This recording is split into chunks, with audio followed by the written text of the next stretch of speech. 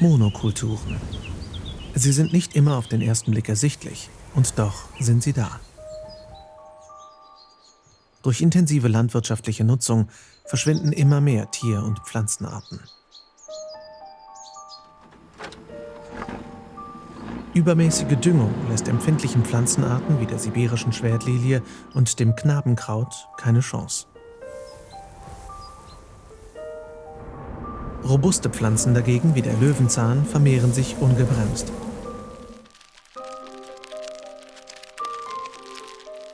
Diese große Anzahl von Löwenzahn oder auch des scharfen Hahnenfuß sind klare Indizien für sogenannte Fettwiesen.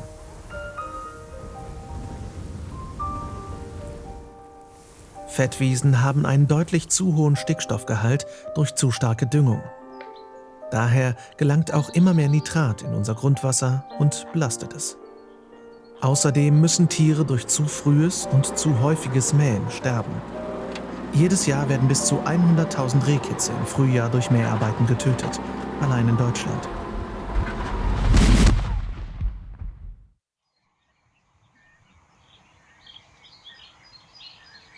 Aber auch Nester von Bodenbrütern wie der Feldlerche sowie unzählige Insekten werden durch das Mähwerk zerstört und getötet.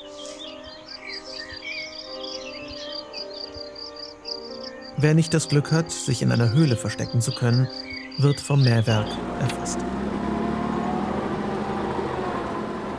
Zurück bleibt nur eine verlassene, grüne Einöde.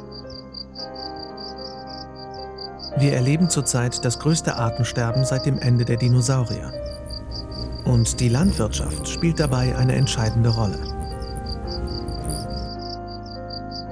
Durch die Intensivierung der Landwirtschaft, um unsere Nutztiere ernähren zu können, muss auch der Feldhamster weichen. Durch zu frühes Ernten von Mais und Getreide kann er sich keinen Wintervorrat anlegen. Zusätzlich ernten immer modernere Maschinen noch tiefer am Boden, was ihm auch das letzte bisschen Deckung vor Raubtieren nimmt. Der Feldhamster ist deshalb vom Aussterben bedroht und aktuelle Prognosen zeigen, dass er in 30 Jahren ausgestorben sein wird. 52,8% der landwirtschaftlich genutzten Fläche in Deutschland wird dafür verwendet, um einen Teil unserer Nutztiere zu ernähren. Das entspricht einer Fläche von 9,3 Millionen Hektar. Zusätzlich importieren wir weiteres Futtermittel aus dem Ausland, um unseren Bedarf für alle Nutztiere zu decken, was eine weitere Fläche von 2,4 Millionen Hektar einnimmt. Insgesamt entspricht das mehr als der Fläche von Österreich und Belgien zusammen. 763 Millionen dieser Nutztiere schlachten wir jährlich allein in Deutschland für unseren Genuss. 98% des Fleisches, das in Deutschland über die Theke geht, kommt aus der Massentierhaltung.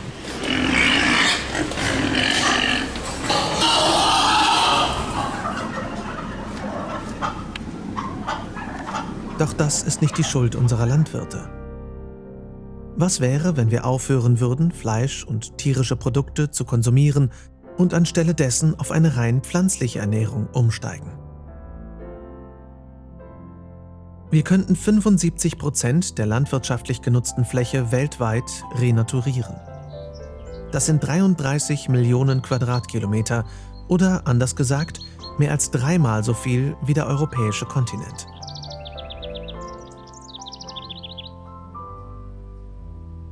Wildtiere hätten wieder einen größeren Lebensraum und mehr Platz, um sich zurückzuziehen.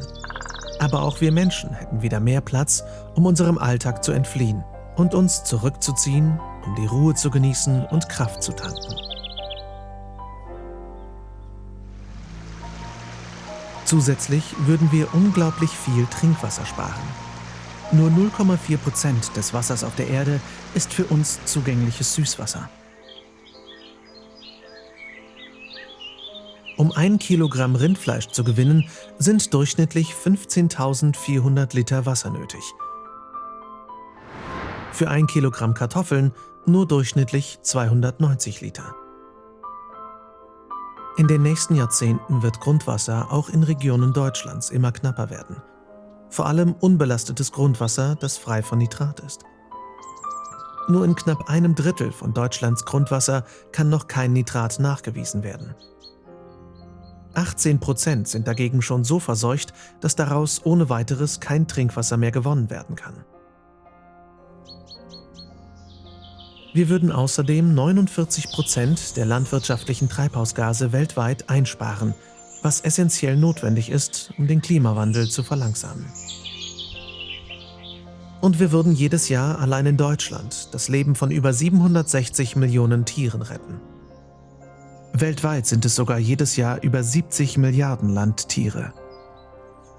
Wenn wir uns alle rein pflanzlich ernähren würden, würden wir also nicht nur die Artenvielfalt von Tieren und Pflanzen erhalten, wir könnten auch unglaublich viel Fläche weltweit renaturieren und unsere wichtigste Ressource, das Süßwasser, sparen und zusätzlich noch 49% der landwirtschaftlichen Treibhausgase weltweit einsparen, sowie über 70 Milliarden Leben im Jahr retten, Meerestiere nicht mitgerechnet. Vielleicht ist es Zeit umzudenken, nach vorne zu blicken und neue Wege einzuschlagen. Es geht nicht um Verzicht, sondern vielmehr darum, Neues zu entdecken, sowie Altes, längst Vergessenes wiederzufinden für eine nachhaltigere, lebenswertere, bessere Zukunft.